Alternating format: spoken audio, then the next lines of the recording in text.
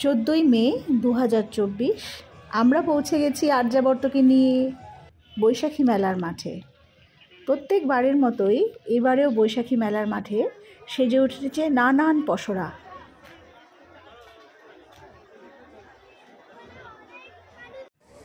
কিন্তু পসরা যতই থাকুক না কেন, আর্যাবর্তর মন কিন্তু পড়ে থাকে ব্রেক ডান্সে।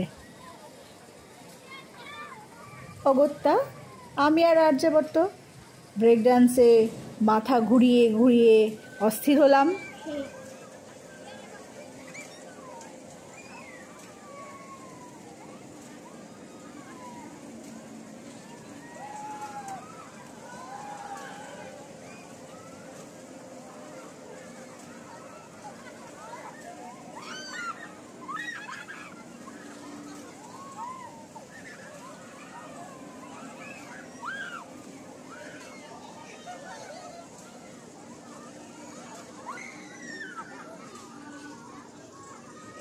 তবে আর্যাবর্তর কথা যতই বলি না কেন, মজা কিন্তু আমারও বেশ লাগে।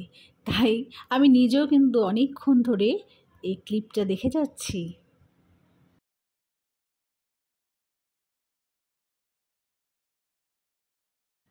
ও হ্যাঁ, আরেকজনের কথা তো এর মধ্যে বলতে ভুলেই গেছি। সে আমাদের সাথে যায় ঠিকই, কিন্তু শুধু খেতে। সব রকম খাবার দোকান থেকে একটু একটু করে তাকে খেতেই হবে, টেস্ট করতে হবে আর নিন্দে। তবে আজকে মেলার প্রধান আকর্ষণ ছিল কিন্তু অন্য কিছু। কে বলো তো? তুতান বাবু আমাদের উল্টো পাশের বাড়িতে থাকে। আর্যাবর্ত খুব ভালো বন্ধু, ছোট্ট ভাই। আর্যাবর্তর অনেকটা সময় ওর সাথে কেটে গেল মেলার মাঠে। ভুলে গেল কোন কোন রাইডে ওর চড়া হয়নি, কী নিয়ে এতক্ষণ মন খারাপ ছিল। আর্যাবর্ত আর তুতান একে অপরকে বড্ড ভালোবাসে। তুতানের দাদা টুবাইয়ের সাথে আর্যাবর্ত আরেকবার ব্রেক ডান্সে চড়ে নিল। নাগরদোলায় না চড়তে পারার আক্ষেপটা বোধহয় একটু মিটল।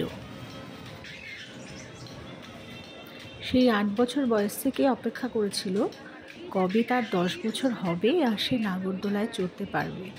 এমনটাই কথা দিয়েছিলাম আমি। কিন্তু ওরকম জায়েন্ট হুইল দেখে সত্যি কথা বলতে কি আমারও একটু একটু ভয় করছিল। আর্যাবর্তকে না করলাম, মন খারাপ হয়েছিল, তবে একটু ভুলেও গেল। আস্তে আস্তে এবার বাড়ি ফেরার পালা। তুতানরা চলে গেছে তো, তাই আমাদেরও আর মন টিকছে না মেলাতে। আমরা এবার বাড়ি ফিরব। অনেক কিছু খেলাম, মজা করলাম, আনন্দ করলাম, সবার সাথে দেখা হলো, অনেক পরিচিত মুখ। খুব ভাল লাগছিল মেলায়, অনেকটা সময় কাটালাম। রাত কিন্তু অনেকটাই হয়ে গেছিল। মেলার মাঠটাও প্রায় ফাঁকা ফাঁকা লাগছে, দোকানগুলো আরও রঙিন লাগছে ফাঁকা অবস্থাতে।